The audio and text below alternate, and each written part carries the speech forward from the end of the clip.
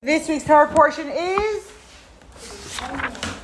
Parshat Emor. It's a single Torah portion. It is the only Torah portion between Pesach and Shavuos that is not doubled up. Okay? For sure this year, I don't know if it's not every year, but this year for sure that is in fact the case. It has to do with Shavuot. Because next week's double Torah portion, spoiler, we're going to have the rebuke going on in Parshas B'chukosai. So twice a year in the Torah, we end up having a lot of rebuke.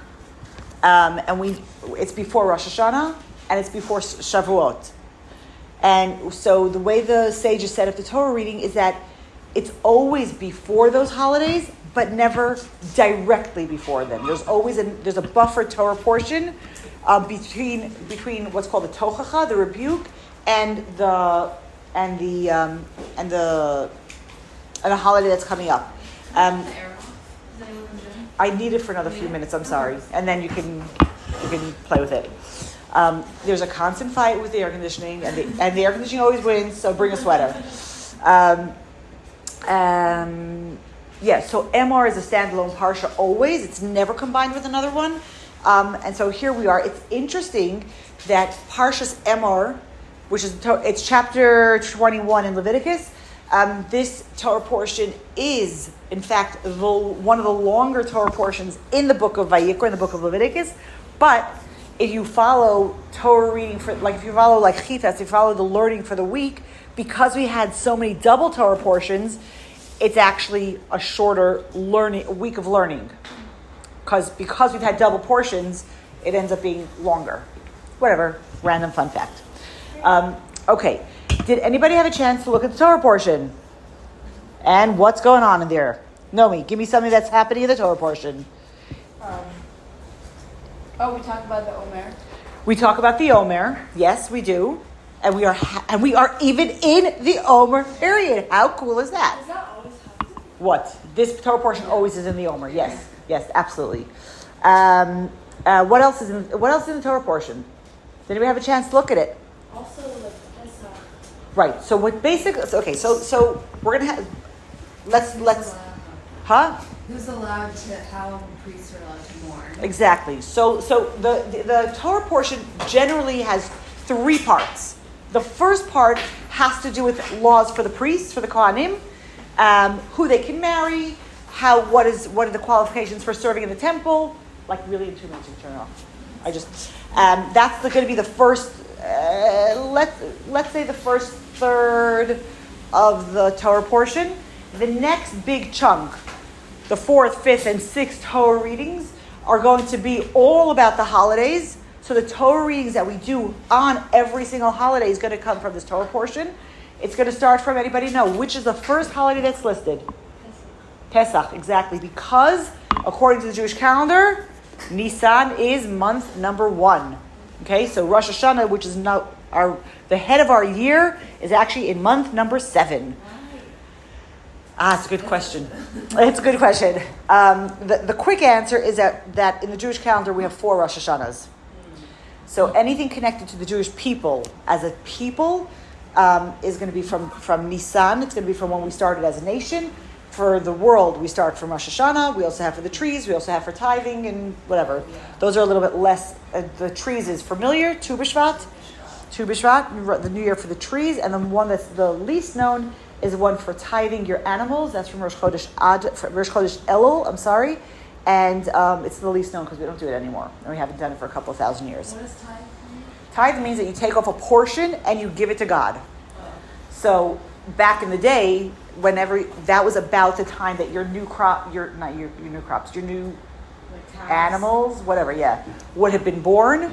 And so then you have to take a tenth of your animals and give them to God. Do they get slaughtered or do they just go to hang out in the temple?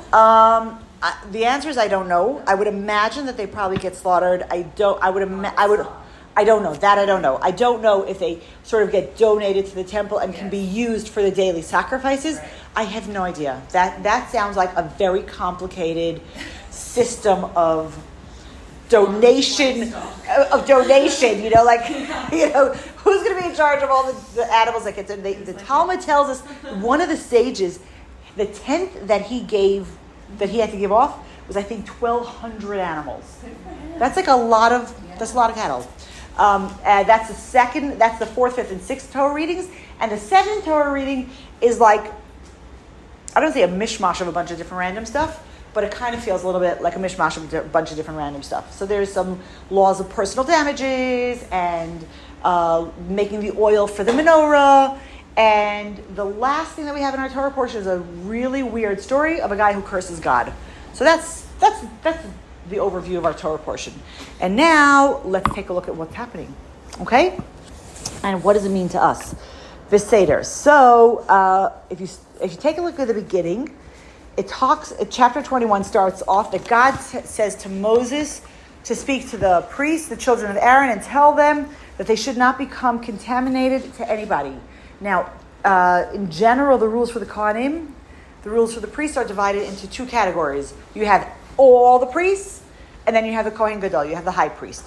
Whatever everybody's allowed to do is one thing, and the high priest has way more restrictions, both in terms of who he's allowed to marry and who he's allowed to go to their funeral. So most priests are allowed to go to the funerals of their 7 closest relatives, right? Their mother, their father, their sister, their brother, their son, their daughter, and their wife. Okay? The Kohen Gadol, the high priest, doesn't have any of those. He's not allowed to leave for anybody's funeral except... Nope. There's only one person... His mother. Nope. Someone who, was killed on the side of the road. Exactly. There's a concept in Judaism called a mace mitzvah.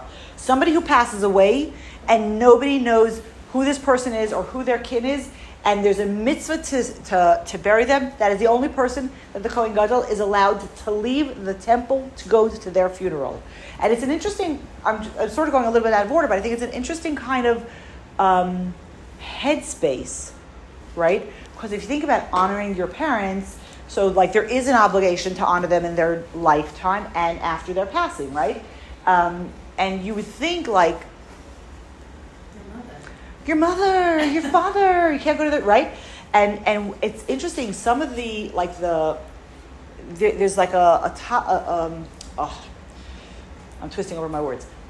There's like I don't want to say a genre of thinking, but it's called the Bali Musar. The people who like look at ethical ways that we look at Torah, and one of the things that some of the more modern Bali Musar talk about is the idea that what is in fact the true value for a parent, right?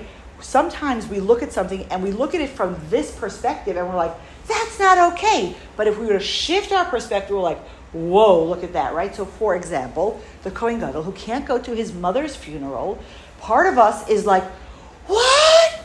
But then we say, look at the woman who raised a child who got to be the Kohen Gadol. What does she want for that child?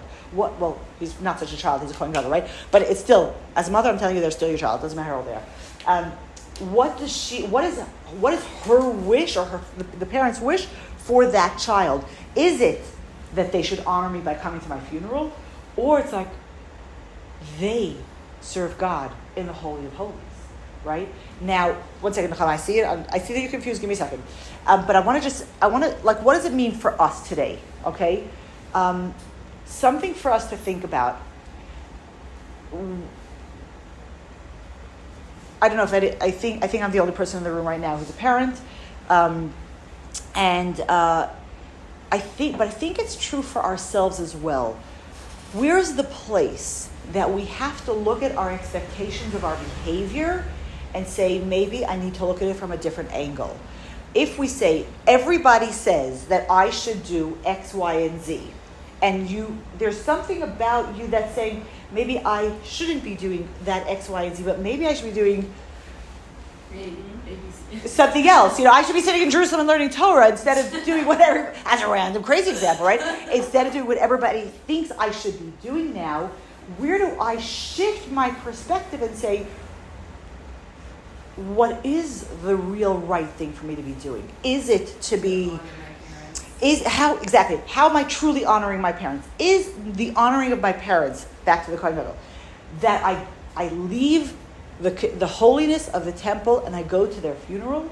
Or am I honoring my parents by saying, this is what you raised me to do and this is what I'm going to be doing?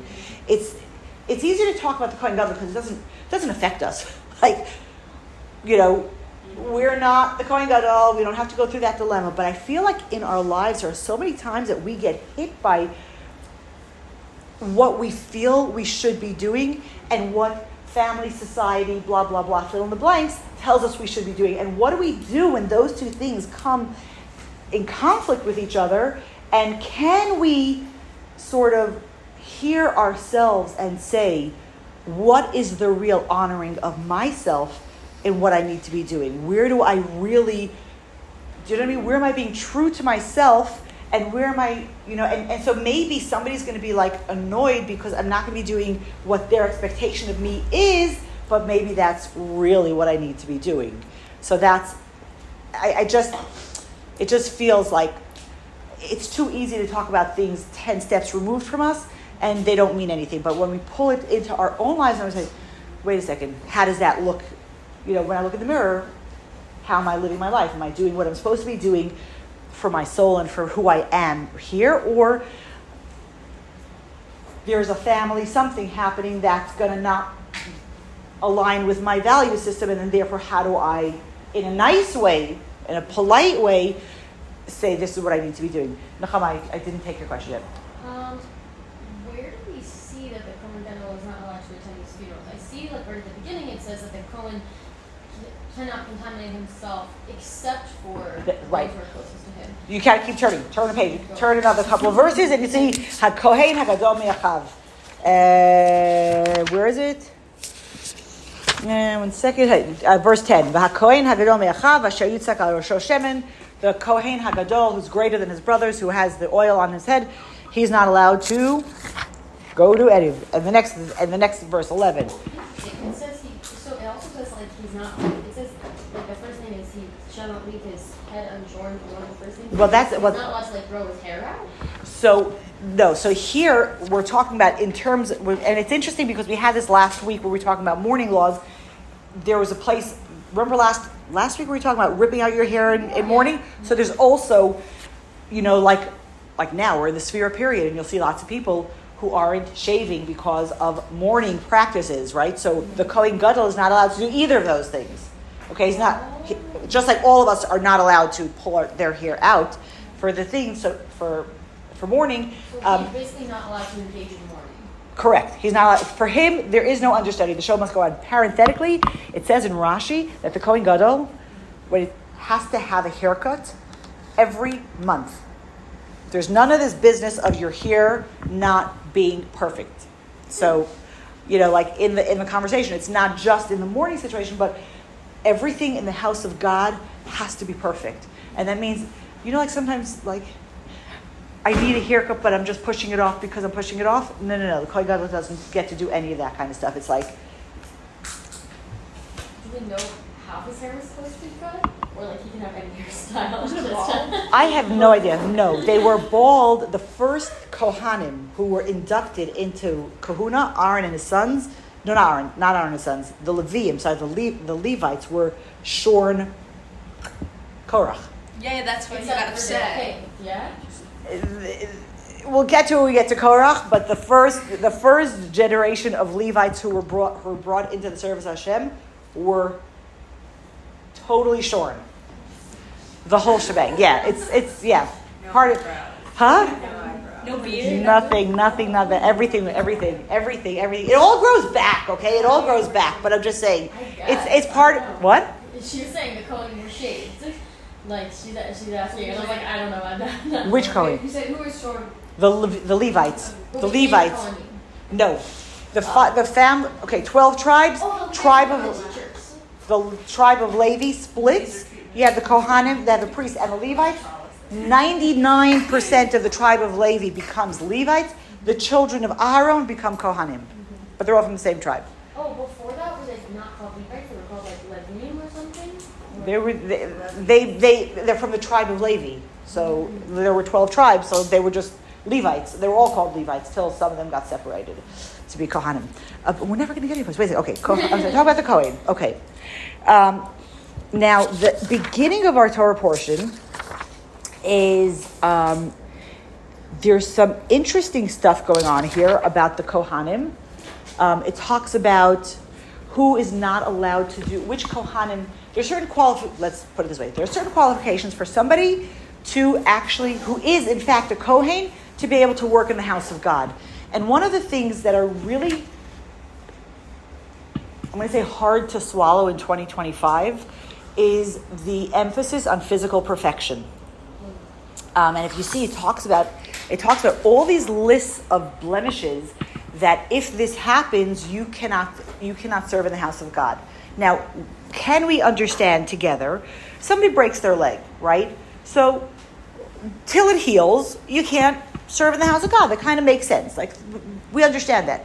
But it talks about somebody who has one limb that's longer than another limb, somebody who has a unibrow, somebody who has all different kind of stuff.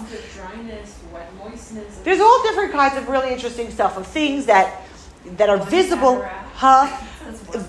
Yeah, it talks about if there's like a line in the color of, like a white line in the color of your eye. There's all different kinds of things that are going on, and part of us is like, what do we do with this, right? Like, it doesn't sit so comfortably with us in 2025. We talk about inclusion. We talk about being, so we understand, like, something that you broke your leg, you broke your arm, whatever, heal, and then you can come back. But something that's mamish, it's not your fault. You were born this way, or you have this. Why should you be penalized and not be able to serve in the house of God? Chassidus has a lot to say about this. First of all, a lot of the commentators talk about it a lot. Maimonides talks about the idea that it is not a reflection of God's view of the person, but the reality of human perception and how human beings are. We're very judgmental, and we see things that are uncomfortable to us, and we are drawn to it. And in the house of God, Maimonides talks about how everything has to be perfect, and there's none of this pulling attention to my physical anything. Okay? And so that makes sense, but like, what happens as we as a society have sort of grown a little bit and developed a little bit and we're working on the inclusion. I don't want to say that we've all aced it totally, but like, it's definitely something like, yeah, way easier for people with mental illness or like something that maybe 100 years ago someone with Down syndrome would not be allowed to leave the house. And correct. Now it's totally inclusive. So I'll tell you an interesting story. My husband, when he was as a pre-married like a bacher, he was in 770 in Lubavitch headquarters, and he used to daven very often, or I don't know how often exactly. You can get the numbers with him. There for mincha, there was people who would try to get to, like, there was a smaller shul. There's a big. If anybody's ever been to 770, it's big. There's also a small shul, and the Rebbe used to daven in that shul, and the Bachram used to try to get in there and be there when the Rebbe was davening. And one of the things that he mentioned was that he noticed that that whenever the Rebbe davened, he had a shtender in the front of the shul, and he always had his head on his hand, sort of looking at his sitter. He wasn't paying attention to everything. And then every so often the Rebbe would not have his hand down, would not have his hand up. He'd have his hand down. He wasn't scanning the crowd, but he wasn't like blocking his vision. And all the Bachrim used to they were trying to figure out what's going on. And it turned out that there was somebody in Crown Heights who was extremely, extremely disfigured. Every time he came to shul, the Rebbe put his hand down. So nobody should think that he doesn't want to look at him. So when we talk about a Kohen with any kind of blemish, this is not a God-centric view. It's the human-centric view, and so we hear that, and then we say, but if Torah is supposed to speak to us for forever, then how does this speak to us, right? How does this speak to us as It's okay. a little bit more inclusive? No, yes and no. Meaning, we could say, oh, it's fine, we're just going to like whatever, it's archaic. But Torah really has to speak to us in every single time, in every single situation. situation. Work both then and now. Like I think if you see the idea of like this is about, I'm thinking about like if you have a play, right, and it's like an old Shakespeare play, and then they make like a huge change to it. It's really distracting. It like takes you out of like listening to the story sometimes. So I understand that point of view. I don't know that it has to be like a. Right. So I hear that point and I respect that, but I also feel like if Torah has to speak to us in 2025 and it's just a matter of watching a Shakespeare play that they change the character, right? So then that's not authentic. Yeah. That means I'm like staying in like this bubble of an old space. So we could say, but like the distraction piece, right? Distracted because that's a very human thing. It's a very human thing. We can't just meaning program ourselves even today, yes. I want to say that as much as we work to not be distracted, we are consciously not being distracted by things that are distracting us, right? It's true. Nachon, it's normal, but it has to be more than just normal. Okay, it has to be more than just a concession to humanity. Okay, but first of all, yes, it's true. Even today, we are at least having the conversation. Don't stare at that person, right? Do you ever walk with little kids? Mommy, what's wrong? Right? Could we discuss this out, right? Yeah. So it is human nature. It is human nature. And still we are working to sort of not be those people who point and stare and can't get past it. So Hasidus explains something really very, very beautifully. There's two ways of looking at the world. First and foremost, in the house of God, everything has to be beautiful and everything has to be perfect. Okay? But then when we say, what happens to the things that are not? What happens to the parts of us that are not? Where does that come into our relationship? Okay? And Hasidus explains that there are two types. Let me back up a second. Hasidus gives the example of in the times of the temple, we brought sacrifices. We didn't have prayer, right? Prayer was like people's personal stuff. There was no prayer book. But today, we have a siddur, right? So is it the prayers were plan A? No, sacrifices were plan A, and prayers are sort of plan B. Like we don't have sacrifices, so we do the prayer situation. But when we look at the prayers, we have all these prayers that have to do with bringing sacrifices. And we know that when we do these prayers, it's as if we brought the sacrifice. So in the time of the temple, if I wanted to bring a sacrifice in the times of the temple, then I would have to be in a state of purity, and I would have to travel from here, and I would have to get the animal, and I have to go here, and right? I'd have to do all these steps in order to do it. Now, in a regular Sunday, Monday, Tuesday morning, I could read about bringing up a shlamim sacrifice, a chatas, an ola. I could read all of these things, and when I read it, and I am focused, let's put that in there, it's like I'm doing it. So which is greater? In a way, there's a place that prayer has the place of being greater than the sacrifices. On Yom Kippur, we all read the service of the Kohen Gadol. In the temple, only the Kohen Gadol went into the Holy of Holies and did the service. But we read the service in our prayers, and it's like we are the Kohen Gadol doing the service. So there's that's an interesting way of looking at this for a second. So in the temple, in the house of God, there is a plan A. This is how we do it. We have one person, one time, da-da-da. The sacrifices do this. Everything has to be, the people who the waiters and the president in the White House, inclusion, whatever. But there's a certain standard of we go to a wedding, we dress up nicely, all this kind of stuff, right? But what happens when we reach for the places in ourselves that are really the plan B? In a perfect state, everything would be wonderful and everything would be terrific and we would never make a mistake. But what happens in our lives when we really do?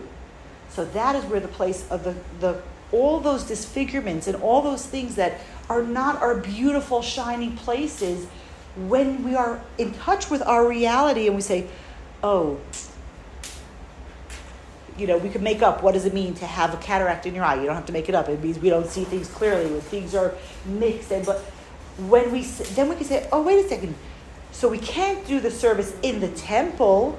That's a different we're not there. But in this space, how do I serve God? And what do I do with the reality that I'm living with?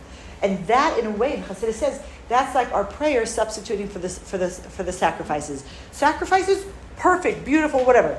We don't have a temple. We've sinned. It's thousands of years. We haven't had that opportunity. Okay, but how do we come to God in a place like a sacrifice-like way? And that's going to be with our prayers. It makes it more accessible to everybody around us. Rav Steinsaltz has a very, very beautiful essay about this.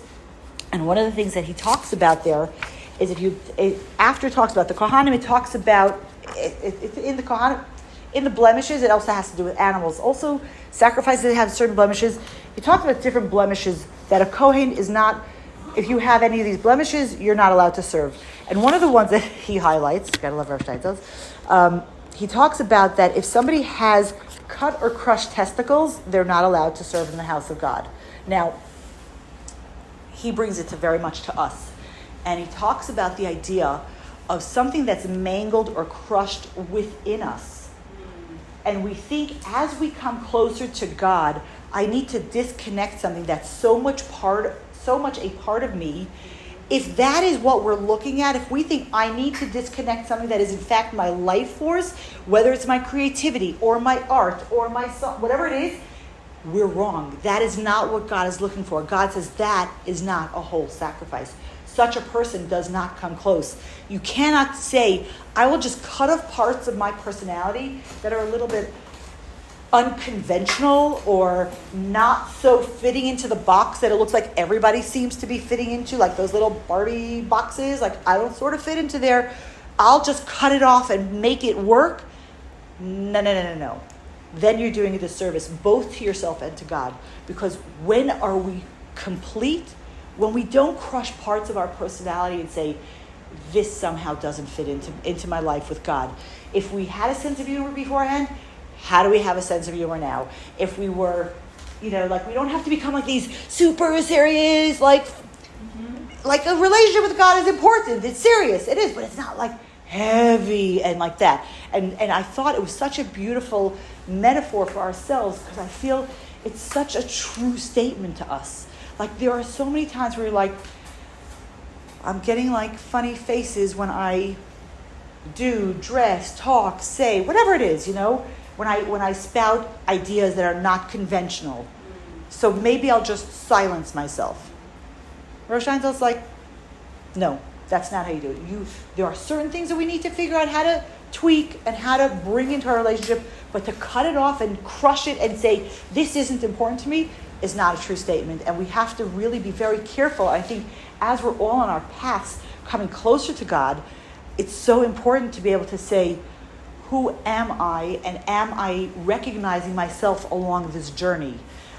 I'll tell you a story. It just fell into my head, but I'm going to share it anyway. We had a student once, and she said the story at a Farbrengen, and that's why I have permission to share the story. And we were talking about challenges and people's things, whatever. And she said that when she started to get involved in a relationship with Hashem, she had a pair of boots that she loved. She loved. She was able to get rid of her jeans and of this. There was a pair of boots that she just loved. She couldn't get rid of them, but she couldn't wear them. Because she felt like where she had gone and what she had done in those boots was not who she was. But she couldn't get rid of it. It was just, she couldn't get rid of it. And she talked about how she's come to a place in her relationship with God where she can wear the boots again.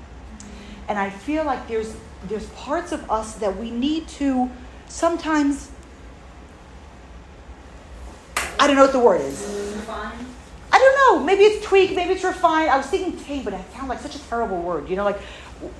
Maybe not. I'll give you the easiest example, the least offensive example. Maybe we have to clean up our language. You just snort. Right? That's like we could all agree that when we go into that kind of language, we're not expressing our highest, most sophisticated self. We're going for shock value. We're going for I'm an angry whatever, and here, this is what I sound like. Okay, so I love to make fun of the Americans, and I can do it because I have an American passport, so I get to make fun of the Americans. This is who I am. Take it or leave it. Dude, you're an obnoxious person. No, I'm not going to take it. Like, you could work on yourself. You could become a better person, but the parts that really are life-giving to you, don't cut those out. You might have to figure out how to do it in a way that's in consonance with Hashem. Don't cut it out. Don't cut it out. That's not what we're looking for over here. Okay, lots of Cohen stuff. We have 15 minutes. What am I gonna do? Lots of Cohen stuff. Right? No, there is. Talk about who they can marry and who they could and all the stuff of serving Hashem. It's When it says doesn't have a nose bridge, did it mean like people with Down syndrome? No, I think it means like very flat features. I don't know. No, they didn't measure. There was that sounds like the Nazis. No, it wasn't measuring, but it was like anything that really, they didn't want a Kohen can't really stand out. If certain jobs, like to do, I think I'm making this up, but I feel like maybe I read about it someplace, so maybe I'm not totally making it up, but like the Queen's Guard, they all have to be a certain height. There are certain requirements for certain jobs. Certain flight attendants need to have certain abilities, certain height, whatever. It doesn't matter what it is, but it's not so foreign to us to say like there has to be a certain kind of symmetry. Yeah, some kind of symmetry, some kind of uniformity. And then when you say like it has to, they're not measuring people's noses, but like we all know when somebody has something that stands out majorly. Random interesting information: left-handedness is considered a blemish for a Kohen. So I told my son, right is chesed, and that's like you're supposed to be. The service in the temple is always done with the right. You start with the right. So I have a bunch of left-handed children and in-law children. I told my son-in-law, who's a Kohen, like, you better figure that one out because we're counting on you to be our Kohen, like to cut the lines and stuff. So like, if you're gonna be lefty and they're not gonna let you, I don't know, gotta have some protection, right? You have a Kohen son-in-law. It's like, gotta do something about that. You know what? I'm gonna say somebody else is gonna have to sort out all those pieces. I think it has to do with being able to do the service with the right hand. But what does left represent? You said no times that chesed, all that stuff. Left is gvura. Right is chesed, right is kindness and inclusion, and left is gvura, severity, discipline, boundaries. I heard this in that people who are lefties were like crooked in their past life or something. I don't know if you ever heard that. I never heard that. I know that once upon a time it was like a very bad thing. My mother-in-law is like a forced righty. She's really like they didn't let her use her left hand. Like again, back to the things that we've changed. Things that we've changed. Like we don't do that anymore. We don't say you can't use your left hand. Like whatever. But yeah. Is there anything about a Kohen marrying a convert? Yes. That's prohibited? Prohibited. Okay. So like, because I'm thinking like there are people around the world who like have no nose bridge. So would that person not be like if they're Kohen, but they wouldn't be this I have no idea. You know what? Mashiach's gonna come. We'll figure out all these answers. It'll all make sense to us, and it'll be fine. Okay, there's one more thing that I want to talk about at the beginning of the parsha. We have all the Yom Tovim here. Okay. No, it's okay. I just like. Okay. Where are we going to go? We're not going into all the holidays. It's just it talks about all of the holidays. It talks about Shabbos in the middle of the holidays. We're not going to do that. Okay, let's go to the end of the parsha for a second. To chapter 24, verse 10. And we have a story of a person. We have an interesting phenomena going on here. What's the story? It's of a woman who had a son of an Israelite woman who was the son of an Egyptian man, so his father Was an Egyptian. Yeah. His mother Jewish. is a Jewish person, and it says that he goes out amongst the Jewish people, and what does he do? It doesn't say that he has. Yes, they have an altercation, and Yud Aleph, verse 11. What happens? The son of the Israelite woman pronounced the name of God and blasphemed or brought. Blasphemed. Isn't that a great word? Blasphemed. And they brought him to Moshe. Right, and then it gives the name of the name of his mother, and it tells us that they put him into jail because they didn't know what to do with him. Okay, it's a weird story. Okay, it's a weird story. There's a lot of conversation, back-end conversation about this. What was his issue? What was going on? All different kinds of things, of situations of what was going on here and what his issue was. One of the versions of the story, I guess, for lack of a better word, if you see that his mother is from the tribe of Dan. She's from the tribe of Dan. Now we know that Judaism goes through the mother, but tribe goes through the father. Tribe goes through the father. And for many different reasons, this nameless person, was camping with the tribe of Dan in the desert, when they divided according to tribes and they were all camping there. He was camping with the tribe of Dan, because his mother was from Dan. And at some point, and it's not clear how this happened, that a fight starts. And there's a conversation within the sages. Was it a family fight? Was it a greater fight? That he does not belong in this tribe because His father is not. you're not from the tribe of Dan. Now, it's one of the most interesting things that I saw when I was preparing was that that Shlomit Bat Divri, his mother, had relations with an Egyptian, and and her husband was very upset, and he took another wife, which according to Torah you could have more than one wife, and he had other children with this other wife, and it was not a punishment. No. According to Torah you're allowed to do this. According to how to have a peaceful house, it's a bad idea. But so he had other children, and according to some of the commentators, it was that one of those children, the brothers, who said, you don't belong here. Now, just for a second, most commentators agree that the Egyptian here is good. Here's a hyperlink. If you remember the story of Moses leaving the palace and seeing an Egyptian hitting a Jew, and he kills the Egyptian and he hides him in the sand, it is this Egyptian that Moses saw.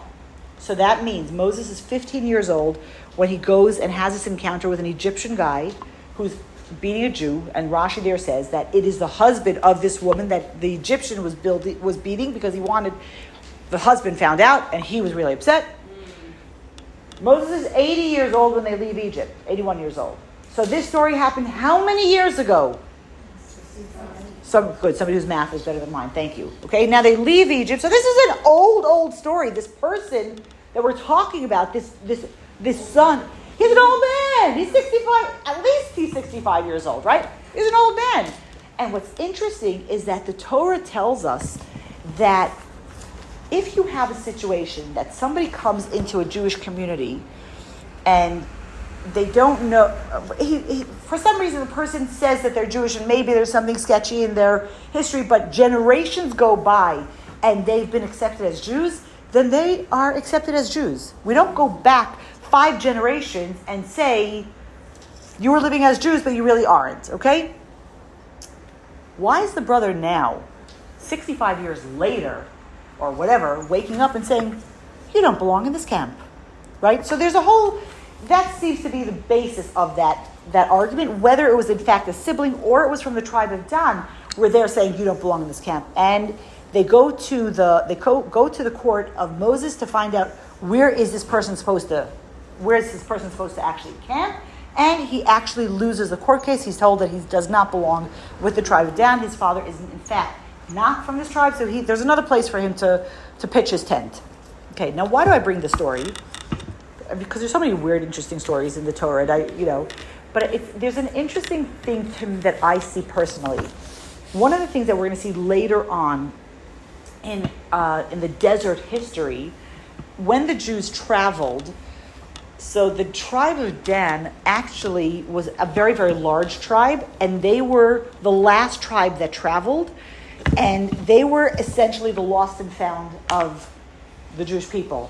And they were called Ma'asif L'chol HaMachanis. They were the last ones, but Ma'asif means that they would pick up everything from all the other tribes. So imagine the Jewish camp is, I'm telling you, this is a fact. It's 12 miles. It's a 12 miles by 12 miles. It's a massive thing. So as they would travel, the tribe of Dan would stretch out across the whole camp as they're moving from point A to point B, and whatever they would pick, whatever they would see. Do you ever go camping? Leave this place cleaner than you found it? They would pick up everything that they found. And the sages talk about the idea that one of the things that the tribe of Dan also did was Ma'asif Halamachanis. They were the ones spiritually who brought a lot of converts into the Jewish people. That they were gathering up the people and the pieces that somehow got dropped. And they were bringing them back into holiness. And I wonder if that is a way of them doing some kind of reparation for kicking this person out of the camp. I haven't seen it anyplace. But here they were like, here was one guy with his tent, and no, you can't be in our camp, and no, you can't stay here. And then they're known for what they're known for, and what their whole, everything is being there for everybody else. And I think about it a lot, and I think about the things that for ourselves, where are the places that sometimes we have in our lives, things that we did that we're maybe less proud of than, and how do we change our behavior so that which we did out of whatever self-righteous place we came to, we were right. They were in fact right. The tribe of Dan was in fact right with their claim, and yet somehow it feels like there's a trace that they feel uncomfortable. These are my words, and that there's, and I think like for ourselves, sometimes we look at something and we say like, I did this and I'm not super proud of it. What behavior could I engage in that sort of flips that to behavior that I am proud of? So if in the tribe of Dan, they were so exclusionary, and they become so inclusive and bringing people in, where's the place I can look at something that, we all have that thing that keeps coming back to us, an encounter or something, and it sort of keeps, maybe not daily, but it kind of like pokes us in uncomfortable places on a regular basis. Where's our bravery to look into that and say, how do I flip this behavior? What is the positive of this behavior that will make me feel that maybe that was the catalyst for me to be doing all this good? We're out of time. Okay, we started very late. I'm going to say one more thing, okay? We're going to go back to the beginning of the parsha. And there's a lot of very famous stuff in this Torah portion, but if you go back to the beginning of chapter 21, it tells us, Hashem says to Moshe, Emor HaKohanim b'nei Aaron v'amarta lehem, that you should tell Aaron to tell his children not to become contaminated by the dead. And Rashi says, Emor HaKohanim, speak to the Kohanim, and if you look at the verse, it has the word Emor 2 times, and Rashi says, Emor v'amarta, uses this word twice, lahazir gdolim al haktanim, to make the older people aware, they should warn the younger people about it. There's a lot of stuff going on about this, but I want to share something that I just saw when I was preparing now that I never saw before. Lahazir comes from the word Zohar, and the Zohar is not just the book, but it's to illuminate and to illuminate, right? To make shiny and to illuminate. And Rav Moshe Feinstein asks, how does Emor and Amarta equal illuminating your children's behavior? Like, this is what Rashi says. we have this double expression, and therefore it means that you should be careful with the children, right? And Rav Moshe says, how does that answer the question? How does that equation work? So there's a lot of really neat stuff in other places. But one thing that Rav Moshe says is that Emor ve'amarta is really two different behaviors. Emor is what I say, and amarta is how I behave. When I say to myself or to my children or to the people, I always talk about ourselves also because we have the child part of us. But when I say to somebody, you should do X, Y, and Z, but I don't actually do that, I'm not actually passionate about that, then whatever I say is going to fall on deaf ears. But when I say, you should love Shabbos, and they see that I love Shabbos, when I say, you should daven, you should pray, you should do this mitzvah, and they see that I actually do that, and I'm excited about it, and I'm passionate about it, that is when all of those behaviors are illuminated in our children, in the child in us, and the people around us. So I want to give us a bracha that tonight is Lag BaOmer, and there's going to be bonfires all over the place. If you are afraid of fire, you want to stay home tonight. Don't get too close, be careful, whatever, bring your marshmallows. But tonight is Lag BaOmer, and there's the image, and I'm sure you've heard about it in many classes, is the image of this midura, of this bonfire. And I want to give us a bracha that our relationship with Hashem should be a bonfire that doesn't only warm us, but it sheds light for people around us, so that everything that we do, not what we say, but our very essence, tells people around us, I have a relationship with God. It warms, it heals, it illuminates, and without even saying anything, we could be a source of illumination for people around us. Have an awesome rest of the day.